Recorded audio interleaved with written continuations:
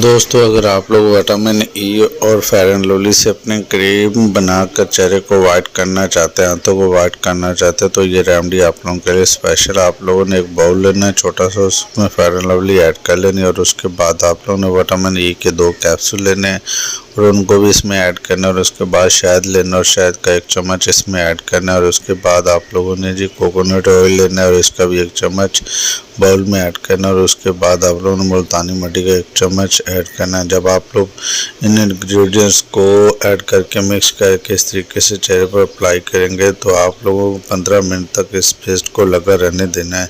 और उसके बाद आप लोगों के हाथों और चेहरे की रंगत इस तरह से हो जाएगा। और इसके फीडबैक की बात करें तो बहुत ही एक्सीलेंट मेरा है और आप लोग यूज़ करें, आप लोगों को फ़ायदे होंगे। और अगर आप लोग यूज़ करने के बाद रिज़ल्ट्स लेते हैं तो इस तरह के रिज़ल्ट्स आप मिलेंगे।